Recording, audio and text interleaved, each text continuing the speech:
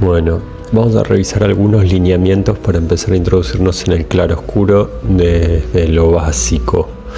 Lo que vamos a hacer es una esfera y las relaciones de sombra propia, sombra proyectada, masa de sombra y masa de luz.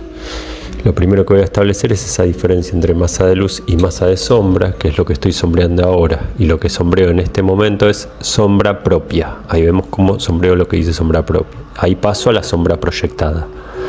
Entre ambas configuran lo que mencionamos como masa de sombra. Esto que estoy esfumando es un poco para que se salga el ruido del trazo, ¿no? No recomiendo que lo sigan haciendo posterior a este momento. Entonces, como vemos, me quedo trabajando con la masa de sombra para generar una diferencia entre la masa de luz y la masa de sombra. La masa de sombra, como indica el cartelito ahora, es con 4B, un lápiz blando para que fluya la materia, es decir, black de B de black, que nos da más materia con menos presión y podemos trabajar de manera más plástica al comienzo. Eso que estoy haciendo ahora es el terminador, lo que acabamos de ver, y es lo que vemos ahora en rojo. Esto que vemos en rojo, que me estoy tomando la molestia de ponerlo en un tiempo específico, es el terminador, y eso es algo que vamos a trabajar durante todo el dibujo, que es la transición entre la masa de luz y masa de sombra. Va a ser un puente entre ambas situaciones. Ya veremos a qué me refiero exactamente.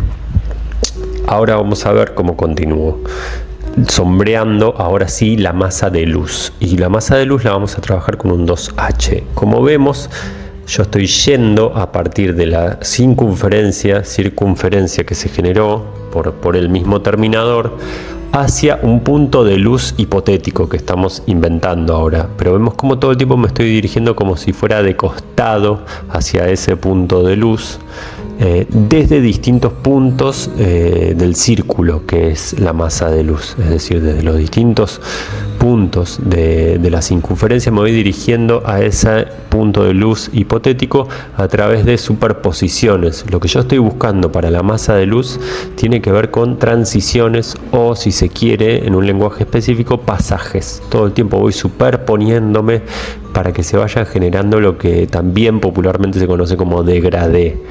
Lo ven como lo voy desarrollando a partir de distintas superposiciones para que se vaya generando eso que conocemos como pasaje. Fíjense que también lo hago en los lugares en donde nosotros consideraríamos que hay luz, es decir, la luz se sombrea, la masa de luz es algo que trabajamos sombreando, nosotros establecemos el modelado de la forma a partir del sombreado de la masa de luz, es decir, que nosotros describimos que este objeto es esférico gracias a sombrear y a modelar la masa de luz. Nos va a dar un carácter, si se quiere, más escultórico y tridimensional de nuestra forma.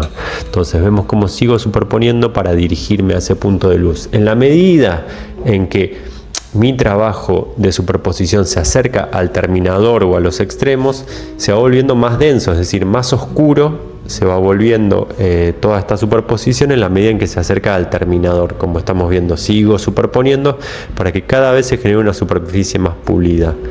Ahora, como trabajé bastante la masa de luz, llegué a un momento en donde en la oscuridad de la masa de luz me compite con la de sombra. Entonces vemos que yo ahora estoy dándole más oscuridad, es decir, voy a generar un contraste mayor entre la masa de luz y de sombra, para que se diferencien bien estas dos situaciones. Yo no quiero que se me queden pegados como que son lo mismo. Entonces necesito oscurecer la masa de sombra, ahora con la sombra propia y todo lo que sería detrás del terminador hacia la masa de sombra, para que sean diferentes, para que se note bien cuál es la sombra y cuál es la luz. En ese contraste se van a ir potenciando ambas situaciones. Ahora vemos cómo desarrollo la sombra proyectada. Con respecto a esto, también es interesante ver que el terminador es una situación en donde el límite es siempre en transición, es decir, es semidifuso. Y como vemos en la masa de sombra, en la parte de sombra proyectada, el límite es rígido. Como estamos viendo, la sombra que proyecta la pelota sobre el suelo es rígido el límite. En cambio, en el terminador es semidifuso. Esto es algo a prestar mucha atención. Parece bastantes parámetros al principio, pero son siempre los mismos. Ahora vemos cómo me quedo trabajando con el terminador. Yo necesito que ese terminador sea lo más creíble posible, en cuanto a que me convenza de que es una transición. No tiene que ser algo rígido, tiene que ser algo que se nota que está ahí, que uno nota que hay un punto que es más oscuro que el resto, eso es el terminador, pero a la vez tiene que funcionar como transición, no tiene que ser algo que quede rígido, es decir, tiene que quedar semidifuso, tiene que ser el puente entre la masa de luz y la masa de sombra. Eso es muy importante porque hace a la sensibilidad. Una vez que potencio esto, vuelvo a trabajar con el 2H. Recuerden que todo lo que era la masa de sombra lo trabajé con el 4B y esto con el 2H, la masa de luz. Y miren cómo sigo potenciando las transiciones desde el terminador para que se siga generando esta situación semidifusa. Es decir, que el terminador tiene transiciones, no puede ser algo rígido, no se nos puede notar que se cortó en un momento la situación, tiene que ser algo como que fluye. Suave, sutil y trabajado. Vean cómo vuelvo y vuelvo para volverlo cada vez más creíble justamente. Y busco cada vez más transiciones. Estas transiciones a la vez van haciendo que el punto de luz más alto que vemos en el extremo, si se quiere, casi al centro, pero más hacia la izquierda, teniendo en cuenta al espectador,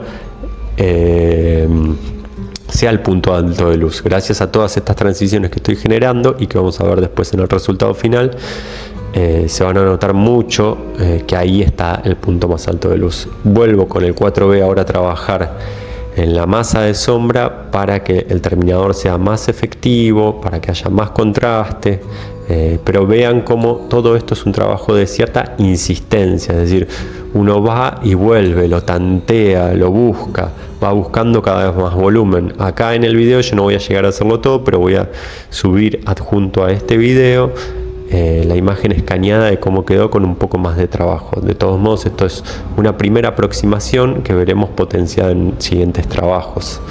De todos modos, también creo que se va notando bien a lo que nos referimos. Es importante que este video lo vean muchas veces y que esta esfera la practiquen miles de veces porque hay que pulirlo. Vean cómo voy otra vez a los extremos, lo que está cercano al extremo de la forma, para ir generando más esta sensación de curva a través de las superposiciones que generan transiciones. Esto es lo que genera lo escultórico, la curva, lo tridimensional en el claroscuro. Esto es muy importante porque ahí es donde logramos la sutileza de las transiciones, de los pasajes. Logramos realmente que se genere un naturalismo o, entre comillas, un realismo.